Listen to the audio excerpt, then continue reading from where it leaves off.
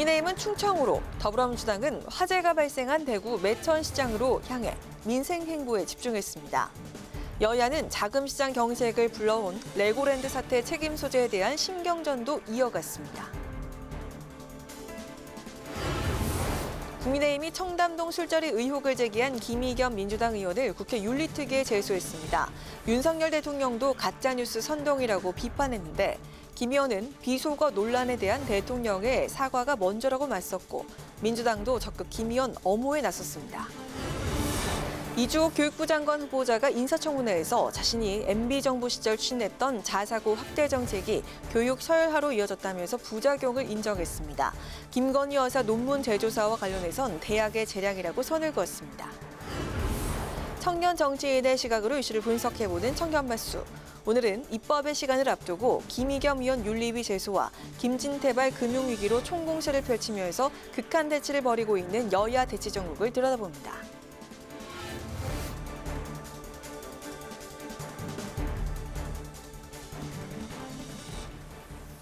여러분 안녕하십니까? 10월 28일 의정 종합뉴스 뉴스엔 시작하겠습니다.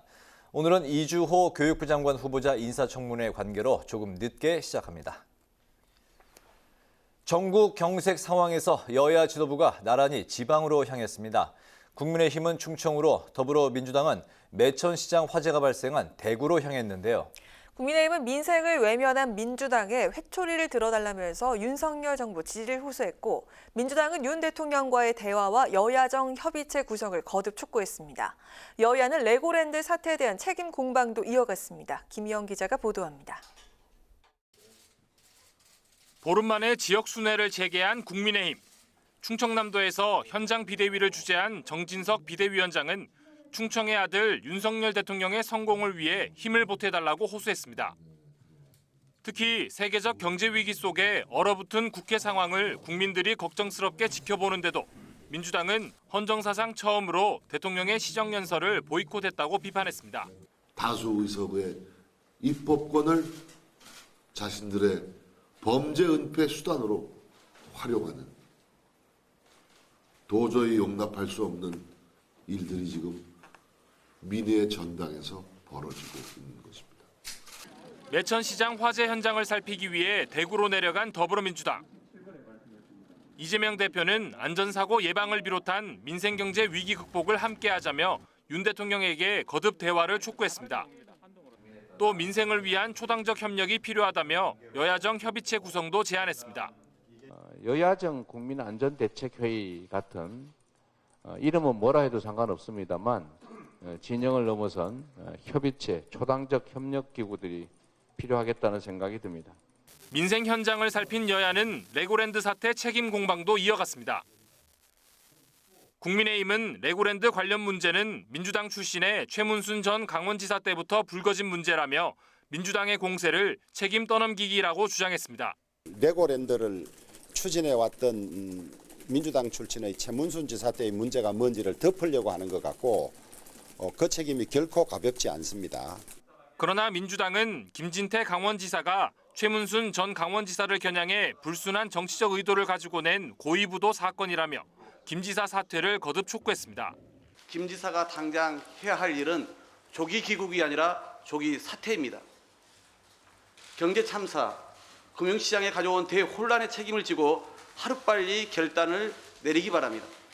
여야의 레고랜드 사태 대응법도 달랐는데 국민의힘과 정부는 모레 고위 당정 협의를 열어 레고랜드 사태로 인한 자금 경색 대응 방안과 금융시장 동향을 점검할 계획인 반면 민주당은 국회 상임위에서 김진태 강원지사를 출석시킨 현안 질의에 이어 필요하면 국정조사까지도 검토할 방침입니다.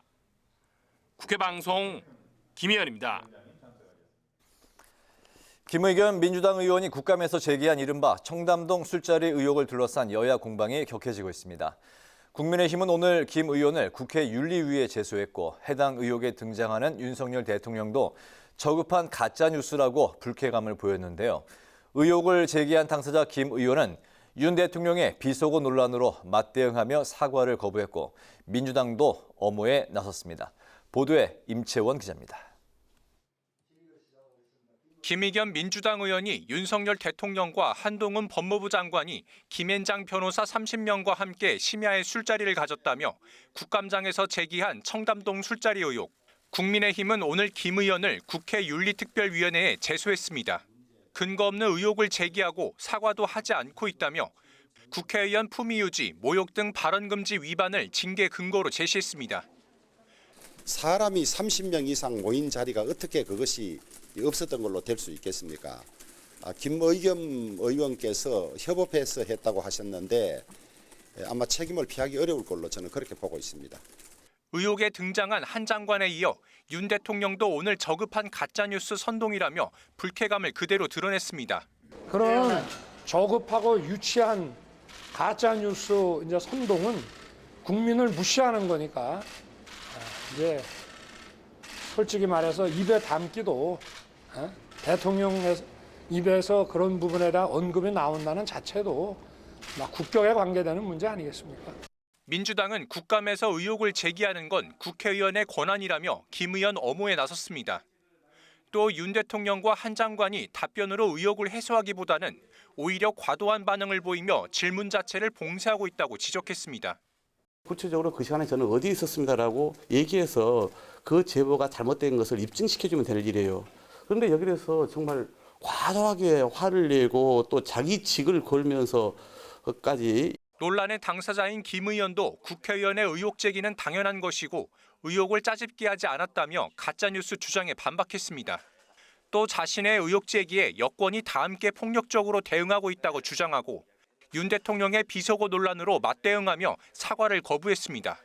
169명 민주당 의원 전체를 상대로 입에 담을 수 없는 표현을 하셨던 분인데 그분이 사과를 하셨나요?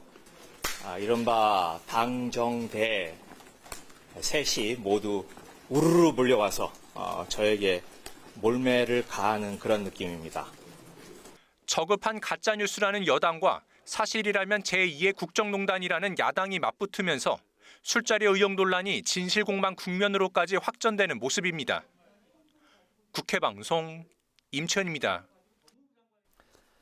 박순애 전 사회부총리 겸 교육부 장관이 학제 개편 논란 등으로 취임 한 달여 만에 자진 사퇴한 후 교육부 장관 자리가 석 달 가까이 공석이었죠.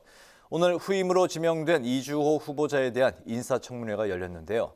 이 후보자의 교육정책과 이해충돌 의혹 등을 두고 여야 간의 질의가 이어졌습니다.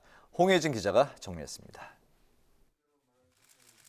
이주호 사회부총리 겸 교육부 장관 후보자 인사청문회에서 야당은 MB정권 교육부 장차관을 지냈던 이 후보자의 과거 교육 정책을 문제 삼았습니다. 당시 추진한 자율형 사립고와 일제고사 등의 정책이 아이들을 무한 경쟁에 내몰고 성적 줄 세우기를 했다고 비판했습니다. 그 당시 아이들은 무한 경쟁으로 내몰렸단 말입니다. 자, 이주호 후보 이 소식을 듣고서 교육계에서 반대를 하고 있어요. 반면 여당은 문재인 정부 시절 사교육비가 급증했다고 비판하고 서열화 방지를 위해 기계적 평등만 강조할 것이 아니라 다양성이 보장돼야 한다며 이 후보자를 옹호했습니다.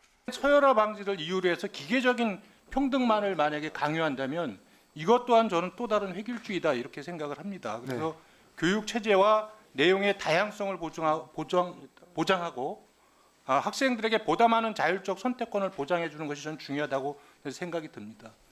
이 후보자는 교육 체제 다양화를 위해 노력했다면서도 교육 서열화 지적에 대해선 송구하다며 자세를 낮췄습니다. 당시의 다양화 자율화가 서열화나 경쟁 체제로 이제 가는 부작용이 있었다. 저는 다 옳았다고는 생각하지 않습니다. 분명히 현장 착근이 안 된 정책도 있었고. 청문회에선 이 후보자의 이해충돌 의혹과 김건희 여사 논문 표절 논란 등도 쟁점이 됐습니다. 야당은 이 후보자가 이사장으로 재직했던 아시아교육협회가 특정 기업 홍보에 나선 것이 이해충돌 아니냐고 의심했고 김건희 여사 논문 표절 의혹에 대해선 재조사에 나서야 한다고 촉구했습니다. 반면 여당은 김건희 여사 논란과 관련해 논문 표절 등 윤리성 평가는 대학 영역이라며 영부인이라고 신상을 터는 것은 부적절하다고 지적했습니다. 이 후보자 역시 논문 재조사에 대해선 대학의 재량 문제라며 선을 그었고 이해충돌 의혹에 대해선 홍보 의도는 전혀 없었다고 반박했습니다. 국회 방송 홍혜진입니다. 국회 정보위원회가 비공개로 진행한 경찰청 국정감사에서 윤희근 청장은 경찰청 정보국 정보는 행정안전부 경찰국에 보고되지 않는다고 밝혔습니다. 국민의힘 유상범 의원은 경찰국 신설과 관련한 민주당의 질문에 윤 청장은 지휘규칙에 근거해 업무 수행 중이고 정보국의 정보가 경찰국을 통해서 보고되지 않는다고 답했다고 국감 내용을 전했습니다. 이와 함께 2024년 1월로 예정된 대공수사권 이전을 놓고 여야 모두 대공수사권 약화 가능성에 우려를 표하면서 경찰청에 철저한 준비를 주문했다고 밝혔습니다. 국회 민생경제안정특위 활동 시한 연장 문제를 놓고 여야가 신경전을 벌였습니다. 특위 종료를 앞두고 국민의힘은 유성걸 위원장을 중심으로 시한 연장을 희망하고 있는 반면에 민주당 측은 여당의 시간 끌기로 법안들이 처리되지 못한 만큼 특위가 아닌 해당 상임위에서 해당 법안을 처리하자는 입장입니다. 민생특위는 유류세 추가 인하와 대중교통비 환급, 납품단가 연동제 등 시급한 민생법안 처리를 목표로 지난 7월에 출범했는데 뚜렷한 입법 성과 없이 이달 말 활동 종료를 목전에 두고 있습니다. 당명 변경을 포함한 재창당 작업을 주도할 정의당의 새 대표에 이정미 전 의원이 선출됐습니다. 이 신임 대표는 지방선거 패배 이후 불거진 당내 갈등 숲과 쇄신을 통한 당 재건의 중책을 맡게 됐습니다. 김동길 기자가 보도합니다. 정의당 대표 선거에 두 번째 도전한 이정미 전 의원이 정의당 새 대표로 선출됐습니다. 김윤기 후보와의 결선 투표에서 압도적인 지지를 받으며 정의당의 재건을 이끌게 됐습니다. 노동운동가 출신인 이 신임 대표는 지난 2017년 정의당 대표를 한 차례 지냈고 20대 국회에서 비례대표 의원으로 활동하기도 했습니다. 이 대표는 강한 리더십으로 당을 바로 세우겠다고 강조했습니다. 좋은 노동, 정의로운 노동을 향한 동력을 다시 일으켜 세우겠다며 정의당을 다시 국민의 노동조합으로 만들겠다고 약속했습니다. 노동조합과 정치가 만나 불평등 시대 극복이라는 공동의 목표를 향해 굳건히 손잡을 것입니다. 더 아래를 향한 연대의 길에서 정의로운 노동 시대를 열 것입니다. 이 대표는 당장 연이은 선거 패배와 탈당으로 난관에 봉착한 당의 체질 개선에 나설 것으로 보입니다.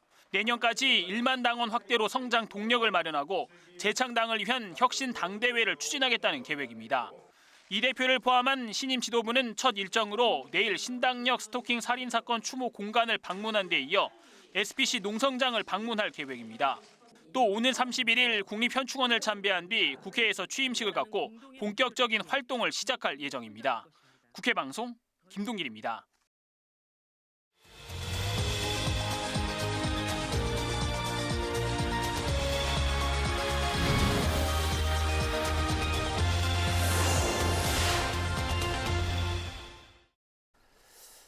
네, 뉴스엔 주간 리서치 시간입니다. 이강윤 한국사회여론연구소장과 함께하겠습니다. 소장님 어서 오십시오. 반갑습니다. 안녕하세요. 네, 오랜만에 뵙습니다. 네, 오랜만에 뵙습니다.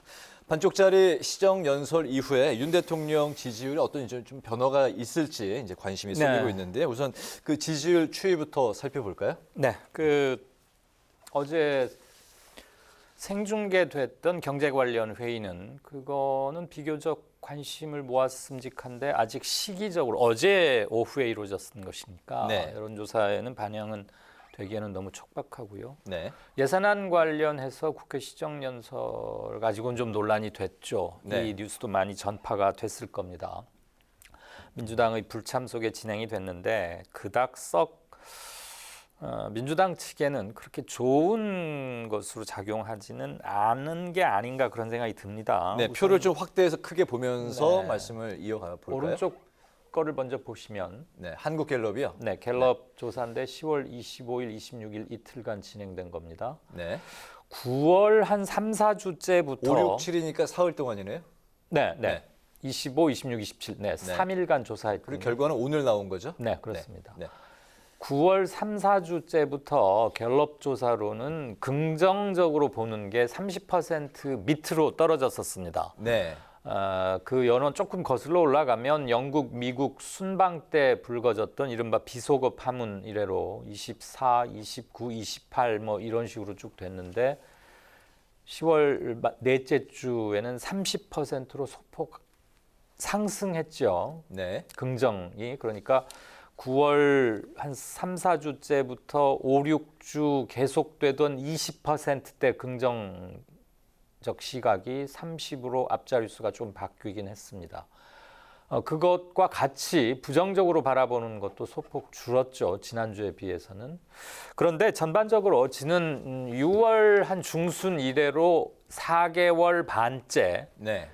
되게 부정 대 긍정이 6대 3 이렇게 고착화되는 양상입니다. 6대 3. 네. 거의 2배 차이가 나는 거예요. 그렇군요. 네. 부정이 많을 때는 한 65%쯤, 저는 지금 주로 갤럽 숫자에 말씀드리는 건데요. 많을 때는 65, 6까지 가다가 부정이 조금 빠지면 60선, 그리고 긍정은 아주 나쁠 경우에, 대통령 입장에서 보면 굉장히 나쁠 경우에는 24, 5 정도까지 빠졌다가 긍정이 한 30까지 올라오는, 그러니까 24에서 30을 왔다 갔다 하고 부정은 60에서 65, 6을 왔다 갔다 하는. 네. 그래서 간단히 좀 약화시켜서 말씀드리자면 3대 6 구조가 고착화돼 가고 있는 건 아닌가. 그 안에 굉장히 많은 일들이 있었습니다. 좀 현리경적으로 보면 뭐 이쪽에 유리할 만한 것들, 저쪽에 불리할 만한 것들이 계속 있었지만 그 밴드 안에서 등락을 거듭하고 있다는 것은 네. 윤석열 대통령과 새 정부의, 이제는 뭐 새 정부라고 말하기에는 출범한 지 너무 오래됐습니다만 바라보는 게 고착화되고 있다. 네. 그것은 알겠습니다. 여론의 큰 지형 변화 없이 되고 있는 것을 여당은 여당대로, 야당이나 국회, 대통령실에서도 중요하게 봐야 할 지점이 아닌가 싶습니다. 알겠습니다. 반쪽짜리 시정 연설이 민주당 쪽에는 크게 결코 이제 뭐 그 좋게 작용은 하지 않았다. 네. 알겠습니다. 양쪽 다 모양새가 나빴던 그렇다고 대통령이 건데요. 시정 연설을 잘해서 이게 또 뭐 그 소폭 상승으로 간 거라고 보기는 네, 그렇게 보기도 예, 힘든 거고요. 힘든 부분이 있죠. 어차피 양쪽에게 다 모양새가 안 좋았던 건데. 알겠습니다. 조금 전에 이제 서두에 비상경제 민생 회의 부분 이제 언급을 하셨는데 80분 동안 이제 어제 이제 생중계가 됐었는데 요 부분에 대한 여론조사 결과는 아직은 반영되기가 힘들었죠. 반영이 안 됐죠. 네. 요 그 전에 박근혜 전 대통령도 비슷한 회의를 이제 주재해서 직후에 한 3% 정도 소폭 상승한 여론조사 맞습니다. 지지율이 네. 나온 적이 있는데 네. 이 어제 그 회의는 어떻게 작용을 할까요? 일단 나쁠 이유는 없다고 봅니다. 그런데 얼마만큼 많은 시민들께서 그걸 글쎄요. 꽤 긴 시간 동안 생중계됐는데 그게 일과 중이었잖아요. 네.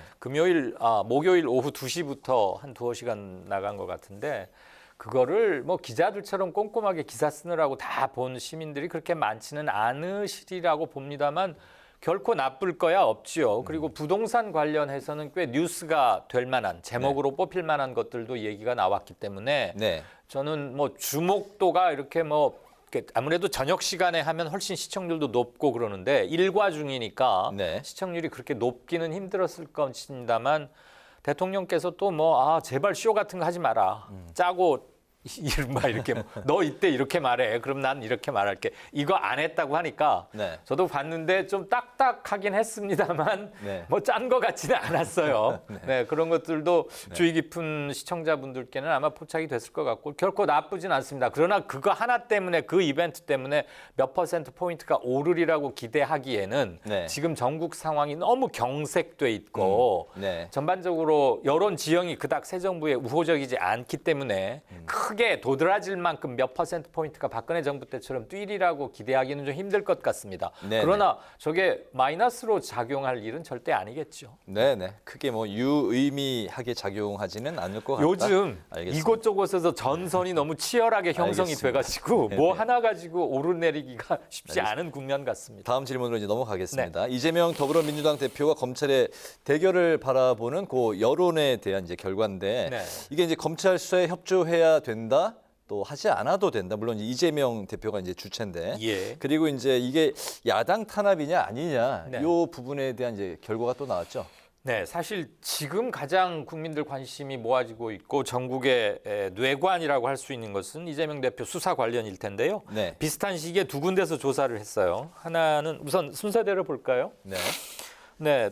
데일리한 의뢰로 여론조사 공정에서 조사한 바에 따르면 이재명 대표는 검찰 조사에 협조하는 게 좋겠다. 이게 무려 62%가량 이렇게 나왔습니다. 네.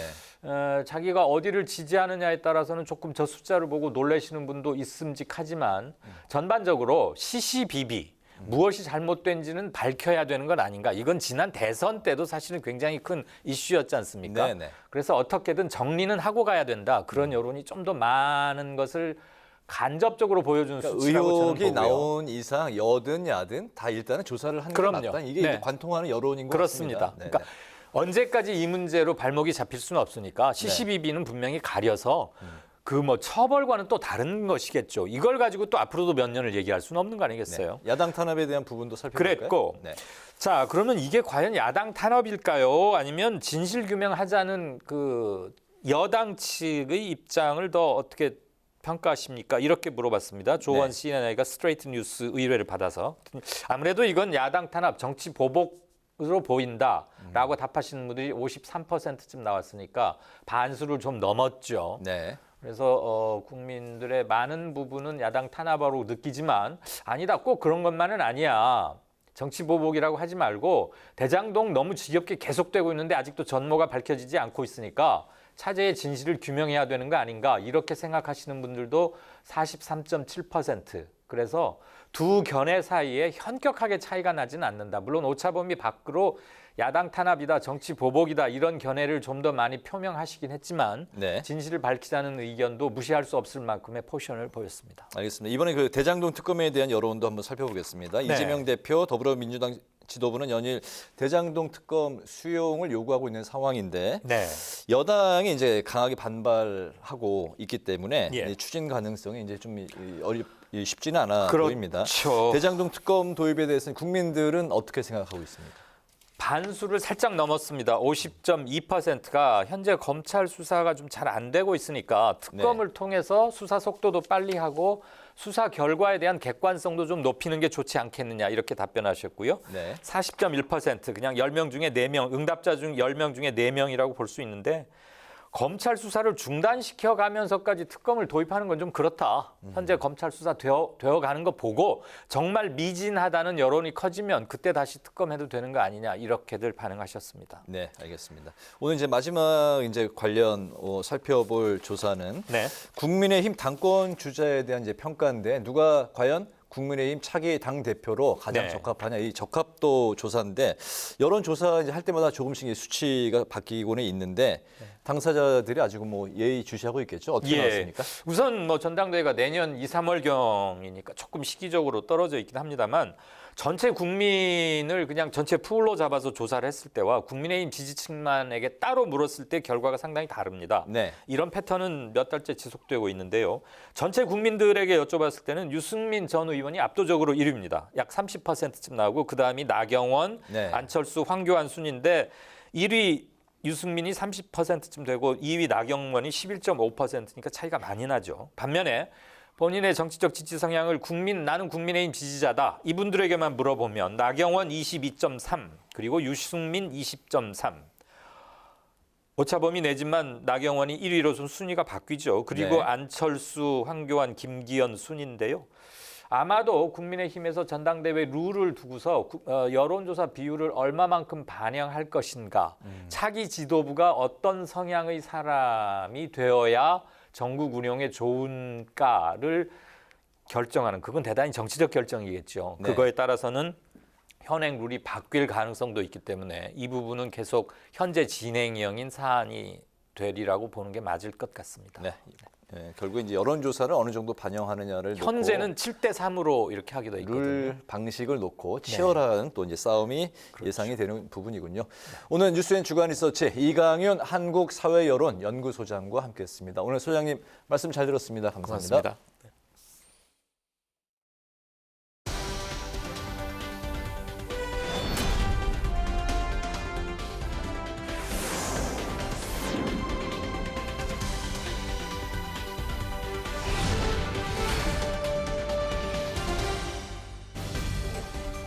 강아랑의 정치톡 시간입니다. 10월 28일 이목을 집중시킨 정치 뉴스 만나보시죠. 첫 번째 정치톡은 국민 걱정 덜어대 쇼 아니면 뭔가입니다. 바로 어제 있었던 비상경제 민생회의 이야기인데요. 윤 대통령의 주제로 시작부터 끝까지 80분간 생중계로 진행이 된 만큼 많은 관심이 쏠렸습니다. 하지만 이를 두고 여야의 평가가 엇갈리고 있는데요. 여당에선 국민들에게 국무회의를 공개한 것 자체만으로도 국민들이 걱정을 덜었을 것이라면서 의미 부여를 했습니다. 윤석열 정부의 국민 경제에 대한 절박함이 좀 묻어나고 경제 정책 전반에 대한 어떤 방향성을 제시한 적인 측면에서는 좀 의미가 있었던 것 같습니다. 민생과 미래를 위해 모든 부처가 수출 부서가 되어야 한다는 대통령의 말씀은 대한민국의 현 좌표에서 하신 정확한 인식이십니다. 하지만 아쉬움의 목소리도 있었는데요. 유승민 전 의원은 대통령과 장관들이 경제를 살리기 위해서 애쓰는 모습은 긍정적으로 평가한다면서도 노동과 교육, 연금 개혁에 대한 얘기가 없었다면서 아쉬움을 토로했죠. 또 적극적인 극복 의지와 전략이 필요하다고 지적을 했습니다. 반면 야당에선 비판의 목소리가 이어졌는데요. 쇼하지 말라고 하고 해오고 나서 쇼를 해버린 거예요. 이렇게 경제를 모르는 대통령이 이렇게 회의를 진행하니 큰일 났구나. 이 경제 상황을 어떻게 대통령과 참모들이 인식을 하고 계신지 농담하고 자화자찬하고 또 대통령도 또 뭐 농담하고 제가 볼 때는 마이너스일 것 같아. 더불어민주당은 고물가와 고환율 등 민생 경제가 심각한데 관련 대책은 없었다며 자화자찬으로 점철된 80분간의 정치 쇼라고 비판했습니다. 그럼 어제 비상대책회의 분위기가 어땠는지 한번 살펴볼까요? 제가 아주 우리 장관들을 골탕 먹일 질문을 막 던질 거라고 하는 얘기가 있던데 오늘 여러분 말씀을 잘 저도 국민과 함께 경청할 테니까 걱정하지 마시고 편하게 해주시기 바랍니다. 네. 장관들을 골탕 먹이지 않겠다고 말한 윤 대통령은 회의 중간중간 지적하기보단 격려와 당부의 말을 주로 했다고 하는데요. 다소 화기애애한 분위기로 진행된 비상경제 민생회의, 생중계로 지켜본 국민들은 어떤 마음이었을까요? 이어서 오늘의 두 번째 정치톡은 뿔난 장제원 의원입니다. 원조 윤핵관으로 꼽히는 장제원 국민의힘 의원이 2달여 만에 정치적 메시를 내놨습니다. 오늘 보도된 기사에 대해서 소설 같은 기사라면서 발끈했는데요. 어떤 내용의 기사였길래 격앙된 반응을 보인 걸까요? 지난 8월 말에서 9월 초까지 대통령실의 대거 인사교체가 있었죠. 보도에 따르면 이때 교체된 직원 중 상당수를 장제원 의원이 추천했고 이들이 만든 대화방에서 나온 정보가 장 의원 측에 전달된 게 알려지면서 대통령실의 대거 인사교체가 시작됐던 건데요. 이에 대해서 장제원 의원은 반박 입장을 밝혔습니다. 대통령실의 행정관들과 그 어떤 자료도 공유한 적이 없다면서 정정 보도를 촉구했는데요. 뿐만 아니라 장제원 의원은 지난 7월 대통령실 사적 채용 논란이 불거졌을 때도 이런 입장을 밝혔었죠. 우리 대통령은 호롤단신 그냥 검찰총장 그만두고 나오지 않았습니까? 이제 정치를 시작하는데 비서나 수행비서나 이런 최소한의 인력들이 필요하지 않겠습니까? 그걸 어디서 구하죠? 지인의 지인을 통해서 묻지 않습니까? 저도 대통령실에 개인적으로 추천한 인사가 절대 없다며 억울함을 호소한 장 의원. 지난 25일엔 국회에서 윤 대통령과 5개월 만에 공개 조우를 했습니다.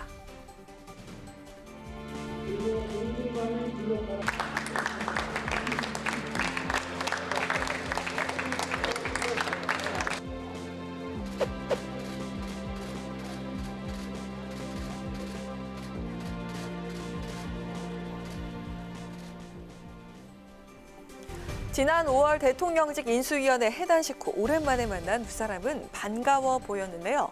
윤 대통령은 장 의원을 격려하는 듯한 모습과 함께 귓속말을 나누는 모습도 포착이 됐죠. 6초간의 짧은 시간 동안 두 사람은 어떤 대화를 나눴을까요? 지금까지 강아랑의 정치톡이었습니다.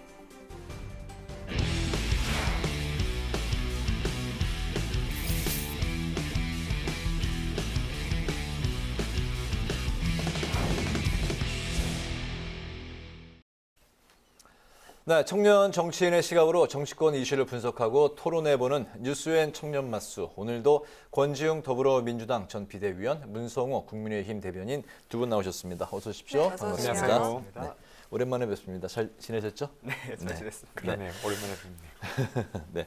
어제 그 언론에 이제 생중계가 됐던 비상경제 회의를 놓고 오늘도 이제 관련해서 여야 간의 설전이 계속 이어지고 있는 상황인데 어느 때보다 이제 심각한 경제 상황이기 때문에 관련 내용과 분위기가 적절했느냐 여러 이야기가 나오고 있는 것 같습니다. 두 분 다 지켜보셨죠? 네. 어떻게 생각하십니까? 대통령께서 이제 조금은 이러한 어떤 국민 앞에 나서는 자리가 이제 좀 익숙해지신 것 같아요.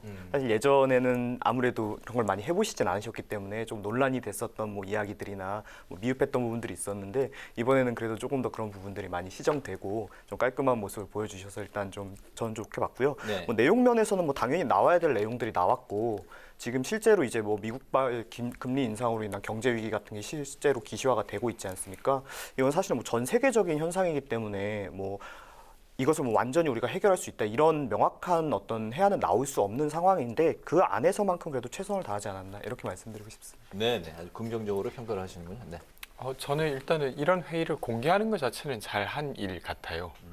근데 실제로 내용은 저는 별로 적절하지 않았던 것 같아요. 적절하지 않았다고 하는 건 어떤 거냐면 지금 현재 사람들이 겪고 있는 어떤 위기감이 그 회의에서는 전혀 느껴지지 않았어요. 그냥 좀 농담하고 태도가 별로였다 이런 말이 아니라 예를 들면 지금 레고랜드 사태로 인해 지금 채권 시장이 완전 얼어붙었잖아요. 그러니까 한전에서 발행한 채권도 지금 이번에 유찰됐어요. 그러니까 엄청 큰 일이 벌어지고 있는데 거기에 대한 언급은 아예 없었고 주거 관련해서도 지금은 대출이 없어서 집을 못 사는 게 아니라 저가격에 사면 떨어질 것 같으니까 안 사고 있는 거예요. 팔고자 하는 사람도 못 팔고 있는 상황이죠. 근데 금리는 오르고 있어서 실제로 그 금리 부담하기 어려운 한계가 가구의 경우에는 사실 상당하게 소비 위축이 될 텐데 그런 언급은 전혀 없었습니다. 그러니까 사실은 국민들이 느끼기에 진짜 비상하다고 느껴지는 상황인데 그 회의 내부에는 전혀 비상함이 없었어요.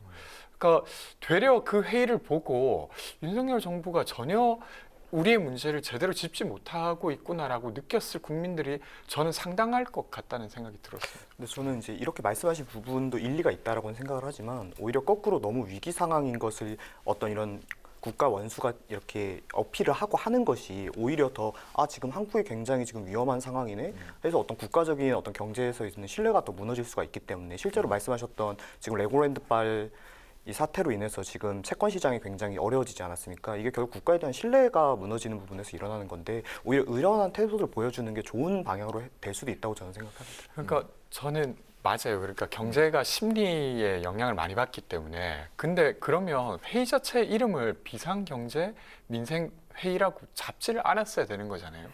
근데 비상한 회의를 하겠다고 해놓고 전혀 그렇지 않게 하니까 사람들이 더 의아해하지 않았을까 그냥 싶습니다. 민생경제회의로 그렇죠. 예를 들면 경제회의를 한다던가 네. 근데 그게 아니라 스스로 아주 비상한 각오로 뭔가를 해야 된다라고 규정해놓고 실제 내용은 그렇지 않았으니까 이상한 거죠. 저는 좀 달리 생각하는 게 우리가 뭐 비상벨을 울리고 나서 소방관이 막 오히려 다급한 모습을 보이기보다는 차분하게 이렇게 사태를 통제하는 것이 더 신뢰감을 주지 않습니까? 그러니까 오히려 비상대책회의지만 의연함을 보여주는 게 어떤 국가적인 신뢰감에 있어서 좋은 방향도 있다고 생각합니다. 네, 또 대치를 이어가고 있는 게 또 바로 레고랜드 사태가 아닐까 싶은데요. 민주당에서는 이 레고랜드 사태를 김진태발 금융위기 이렇게 규정을 했습니다. 그리고 진상조사단 구성과 함께 김진태 도지사 사퇴와 국정조사를 요구하고 있는 상황이고요. 국민의힘에서는 그 강원도정을 파탄낸 장본인이 바로 민주당이다 이렇게 이야기를 하고 있는데 이거 누가 책임을 져야 할까요? 그럼 이야기해볼까요? 일단 그 사안을 두 개를 분리해서 봐야 된다고 생각하는데요. 일단 레고랜드 사업이 사업성이 있었는가? 당시에 판단할 때. 그러니까 사실 레고랜드는 처음에는 사업성이 꽤 높은 거라고 생각했는데 막 유적이 나오면서 이게 사업성이 많이 낮아진 것 같아요. 네. 그래서 결과적으로 이 사업을 당시에 추진하도록 판단하는 게 적절했는가? 가 하나 있고 두 번째 최근에 언급되는 레고랜드 사태는 사실은 강원도가 갚겠다고 한 걸 안 갚겠다고 하는 것처럼 보여졌기 때문에 발생한 상황입니다. 그러니까 이 두 사안은 서로 다른 사안이고요. 근데 어쨌든 김진태 도지사가 강원도가 그 전에 약속했던 걸 안 지키겠다는 메시지를 분명하게 보냈어요. 그러면서 채권 시장이 완전히 얼어붙었고 이게 되게 심각해지니까 지금 윤석열 정부는 50조를 풀겠다고 한 상황입니다. 그리고 김진태 도지사는 내년 1월까지는 돈 갚겠다고 다시 말했죠. 그러니까 이거는 분명하게 김진태 도지사가 잘못한 일이에요. 그리고 그 외로 레고랜드 사업을 강원도에서 추진하는 게 적절했는가는 따로 따져봐야 될 거라고 저는 생각합니다. 네네. 저도 동의하는 부분이 굉장히 많고요. 말씀하신 대로 이전 이제 도지사 때 어떤 이런 사업이 방만하게 운영이 되고 적절치 못한 계약이 있었던 건 뭐 의혹이 많이 나오고 있지만 지금 이 사태의 본질은 결국 이 지방채라고 하는 국채나 다름없는 이 부채를 당연히 이제 국가에서 책임질 것이라고 생각을 하고 저금리로 이제 해준다거나 이런 여러 가지 상황들이 있었는데 이런 것이 지금 신뢰가 깨진 상황이지 않습니까?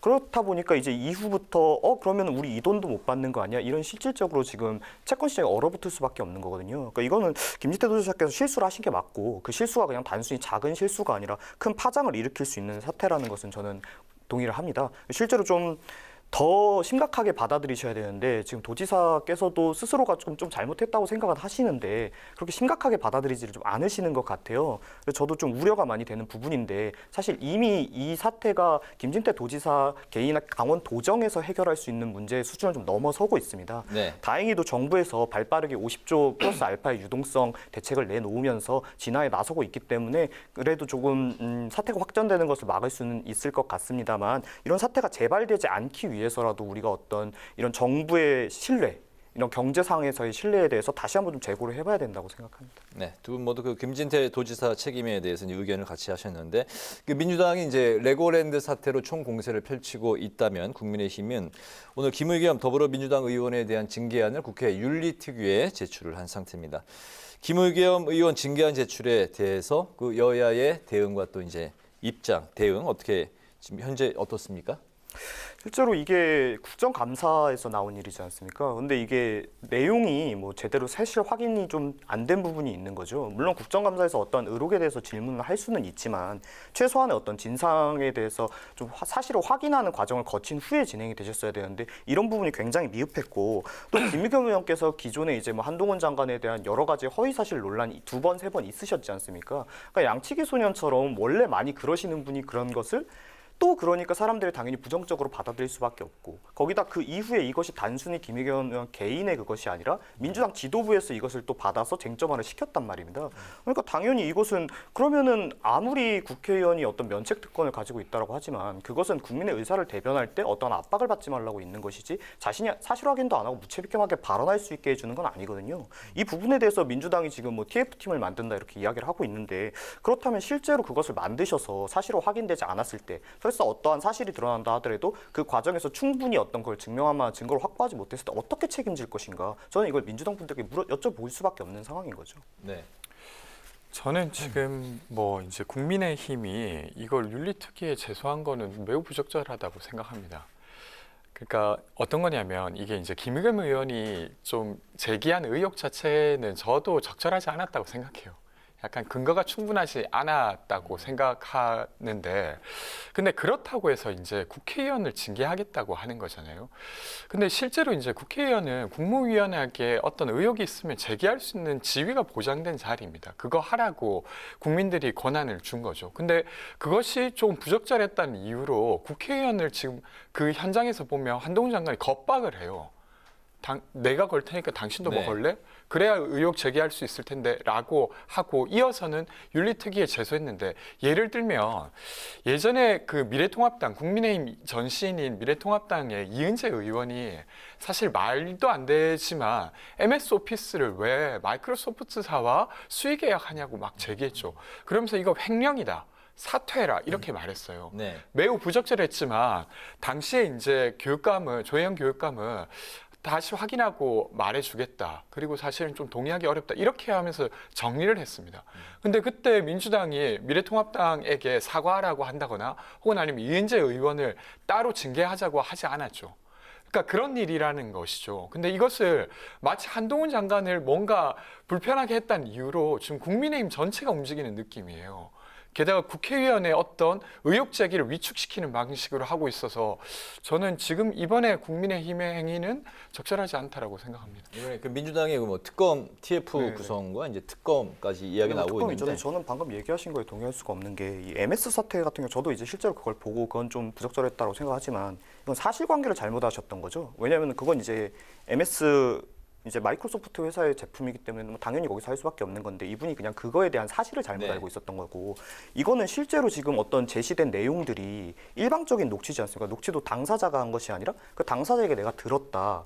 그런데 만약에 이것이 아무런 문제가 되지 않는다. 이 정도로도 충분히 의혹을 제기할 수 있다라고 하면 제가 오늘 당장 누구한테 전화 걸어서 내가 뭐 민주당 의원 누구누구 봤는데 어쩌고저쩌고 하대 하고 그 녹취 제출하면 그거에 대해서 얘기할 수 있는 겁니까? 그건 아니거든요.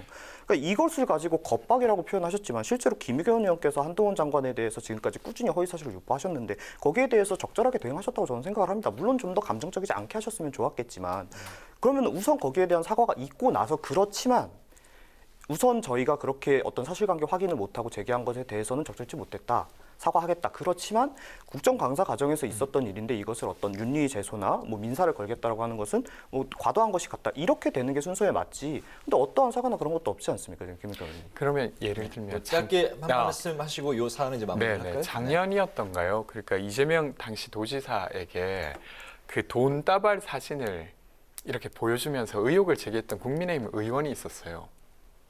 그때는 어떻게 했죠, 국민의힘이?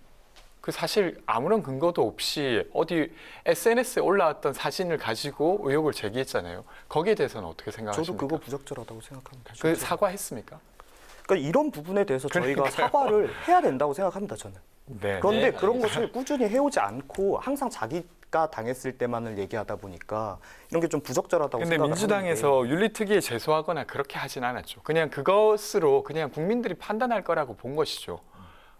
근거가 충분하지 않은 되게 억지로 의혹을 제기한 거니까요. 그러니까 김의겸 의원도 마찬가지일 거예요.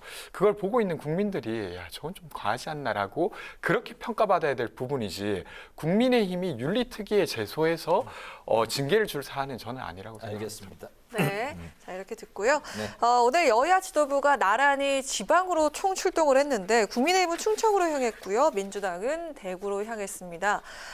이 시점에 양쪽 다 지방으로 향한 뜻에 대해서 좀 해석을 해볼까 합니다. 들어볼까요? 저는 뭐 전체적으로 뭐 특별한 정치적 해석이라기보다 사실 수도권에 많은 정치가 집중돼 있어요. 그래서 전 지역에 가는 건 좀 바람직하다고 생각하고 이번에 민주당의 경우에는 그 매천시장에서 큰 불이 났었습니다. 그래서 그것과 관련된 어떤 피해 사실을 좀 더 정확하게 듣고 거기에 대한 어떤 해결책을 내고자 하는 걸로 찾아간 걸로 알고 있습니다. 네. 저도 뭐 이렇게 뭔가 특별한 이것이 있었다기보다는 이제 지방을 챙기는 수준이라고 생각을 하고 저희가 이제 충청도 지역이 지난 지선 이전까지만 해도 저희가 약세인 지역이었는데 이번 지선에서 저희가 조금 어느 정도 지지율을 많이 찾아왔는데 다시 또 지금 저희 당 지지율이 낮아지고 있지 않습니까? 그러니까 어떤 이런 격전지에 내려가서 이런 역할을 하려고 하는 게 아닌가 이렇게 말씀드리겠습니다. 네. 전국 곳곳을 이제 구석구석 좀 많이 다니면서 정치인들이 정말 현재 우리 국민들이 얼마나 힘든지 잘 느끼셨으면 좋겠습니다. 이제 그 국정감사가 끝났고 정기 국회는 이제 입법의 시간이 이제 기다리고 있는데요. 여야 모두 민생을 외치고는 있는데 정작 민생 법안 처리가 여전히 이제 안개 속을 걷고 있습니다. 여야 간의 극한 대치로 또다시 국회가 공전되느냐 이런 여러 가지 이제 좀 불투명한 전망들이 나오고 있는데 어떻게 전망하세요? 저는 민주당이 좀 협조적으로 나와줘야 된다라고 생각을 합니다. 실제로 이번 국정감사 중에서도 어떤 이재명 대표의 측근이 이제 압수수색을 당했다는 이유만으로 이제 국감 전체를 퇴장을 하거나 이런 모습을 보이면서 어떤 이재명 대표 개인을 이제 방탄하려는 모습을 많이 보이셨는데 이렇게 어떤 정당한 수사나 이런 공무 집행을 가지고도 어떤 문제 제기를 하면서 파행을 일으킨다면 저희가 진짜 민생을 해결할 수 없겠죠. 그리고 제가 이거는 민주당 분들께 정말 꼭 부탁드리고 싶은 게 어떤 거냐면은 아까 이제 레고랜드 발 얘기도 하셨다시피 지금 실제 이게 뭐 레고랜드 바는 강원도정이지만 전체적으로 민주당 정부 이제 문재인 정부 5년 동안 저희 국가 부채가 400조가 넘게 증가를 했습니다. 실제 이제 이전 정부하고 비교를 해도 거의 200% 넘게 증가를 한 상황이고요. 그렇다 보니까 지금 사실 국가 국간이 굉장히 열악한 상황입니다. 그러다 보니까 저희가 아무래도 모든 곳에 예산을 다 충분히 사용할 수 있으면 좋지만 사용할 수 있는 자원은 한정되어 있는데 저희가 그러다 보면 어느 정도 예산을 감할 수밖에 없는 부분도 있지 않습니까? 이런 부분에 대해서 민주당 정부에서 부채가 가득한 이 착고를 이제 물려줘 놓고 우리가 어떤 예산을 감하는 것에 대해서 너희 당이 지금 그 부분에 대해 신경 쓰지 않는다. 윤 정부가 그런데 거긴 이제 뭐 예산을 감하는 부분에 대해서 무신경하다. 이런 식으로 프레임 공격을 하시면 사실 협치가 이루어질 수가 없거든요. 그러니까 이런 부분에 대해서는 좀 감해 주셨으면 합니다. 네. 저는 사실 지금 국민의힘이 협치하자고 하는 게 좀 뻔뻔해 보여요. 왜 그러냐면 최근에 어쨌든 외국에 다녀오시면서 야당을 대상으로 이 XX들이라고 하셨는데 아무런 유감 표현 안 하셨죠. 그리고 최근에 또 주사파 관련해서 김문수 위원장을 뭔가 옹호하듯이 발언을 하다가 주사파랑은 협치 못한다. 이렇게 하면서 사실상 야당을 주사파인 것처럼 이렇게 명시하신 게 또 있고요. 그리고 사실은 수사에 협조를 안 하는 건 아닌데 중앙당사에 들어와서 자료를 가져간 거는 87년 이후로 처음 있는 일입니다. 그러니까 한나라당 2006년도에 압수수색 영장이 나왔을 때도 한나라당 중앙당사에 들어가서 자료를 들고 나오진 않았어요. 그 중앙당사에서 충남도당으로 내려보낸 다음에 거기서 압수수색하게 했죠. 그러니까 지금 이렇게 하고 있으면서 그리고 며칠 전에 이재명 대표가 우리 안전 관련해서라도 좀 윤석열 대통령이 만나보면 어떻습니까? 라고 했는데 그것도 또 거절했어요. 그러면서 지금 협치를 하자고 하는 게 얼마나 뻔뻔한 모습인지 모르겠다는 이야기 드리고 싶고 재정 건전성 관련한 이야기 하셨는데 재정을 건전하게 하려고 하면 세금을 많이 걷어야겠죠. 근데 법인세 깎았고 그리고 증여세도 깎겠다고 7월에 발표하셨어요. 그러니까 앞뒤가 안 맞는 행위를 하고 있는 거예요. 약자와의 동행하겠다고 하면서 공공임대주택 예산 5조 7천억 깎았습니다. 그러니까 이게 겉으로 하는 말과 뒤에서 하는 행동이 전혀 다른 이 일들을 계속하고 계셔서 제가 뭔가 이렇게 논쟁을 좀 건강하게 잘 하고 싶은 마음이 있는데도 불구하고 뭔가 그렇게 논쟁하기 되게 어려운 국면을 윤석열 대통령이 스스로 만드시고 계시는 것 같습니다. 네. 저는 이 부분에서 이제 세율 삭감 같은 경우는 경제 부양책으로 나온 거지 않습니까? 지금 우리 사회가 이제 경제가 상황이 너무 좋다라면 저희도 충분히 그렇게 할 수 있겠죠. 그런데 뭐 상황이 나빴을 때 이전 정부에서 많은 예산을 남겨줬더라면 부채를 많이 증가시키지 않았더라면 저희도 할 수 있는 게 많이 있었겠죠. 그런데 저희가 할 수 있는 선택지를 이렇게 줄여놓고 우리가 그 선택을 했기 때문에 잘못됐다? 이런 식으로 비판하시는 건 좀 잘못됐다고 생각을 하고 그리고 주사파 이야기는 주사파라는 게 주체사상파지 않습니까? 그러면은 독재를 긍정하는 사상인데 독재를 긍정하는 사상을 가진 사람들하고 어떻게 민주주의 국가에서 협치할 수 있습니까? 그런데 왜 그게 야당이 왜 우리한테 얘기하는 것 같다고 재발절을 하시는지 저는 그게 잘 이해가 안 됩니다. 그리고 압수수색 관련해서도 이게 그 김용 부의장께서 사무실이 이제 하필 그 당사 8층에 계셨던 것뿐이지 중앙 당사를 압수수색한 건 아니고요. 그리고 압수수색 아까 전에 뭐 저희 당은 중앙 당사를 안 했다고 하시지만 저희는 국회의원 의원회관의 의원 사무실도 압수수색을 진행을 했었습니다. 근데 이런 부분은 빼놓고 마치 저희가 뭐 기존에 없었던 뭐 잘못된 일을 하는 것처럼 몰아가시는 게 너무 과도한 프레임이 아닌가 저는 이렇게 말씀드리고 싶습니다. 제가 좀 시간이 있으면 충분히 이야기 드리고 싶지만 마무리할게요. 네. 그러니까 뭐 이런 건데 그러니까 국민들은 아실 것 같아요. 정말로 협치할 태도가 있는지. 예를 들면 이재명 대표 처음에 취임했을 때도 한번 만나자고 했는데 전혀. 그리고 지금도 또 안전 관련해서 만나자고 했는데 또 전혀 그렇게 하지 않고 있죠. 그러니까 사실 야당에게 되게 몰상식하게 하면서 또 만나자는 어떤 명분만 쌓고 있는 것 같아서 저는 뭐 매우 안타깝습니다. 네, 오늘 토론이 아주 뜨겁고 네. 두 분의 설전도 정말 오랜만에 만나서 토론의 진수를 보는 것 같습니다. 그만큼 또 전국이 지금 굉장히 긴장돼 있고 팽팽하다는 그 반증을 보는 것 같습니다. 오늘 청년마수 이제 마칠 시간이 됐는데요. 오늘은 김의겸 의원 윤리위 제소 그리고 레고랜드 사태로 극한 대치를 벌이고 있는 여야 대치 정국을 중심으로 살펴봤습니다. 지금까지 권지웅 더불어민주당 전 비대위원, 문성호 국민의힘 대변인 두 분과 오늘 관련 말씀을 나눴습니다. 오늘 말씀 잘 들었습니다. 고맙습니다. 고맙습니다. 네, 이번 주말에도 단풍 보러 가시는 분들 많을 텐데요. 토요일인 내일은 전국에 구름이 많이 끼겠고요. 강원 그리고 경북 지역에 새벽부터 비가 내리겠습니다. 오전부터는 빗줄기가 굵어진다고 하니까요. 등산객들께서는 유의하시기 바랍니다. 네, 오늘 뉴스에는 여기서 마치겠습니다. 시청해주신 여러분 고맙습니다. 편안한 주말 보내십시오.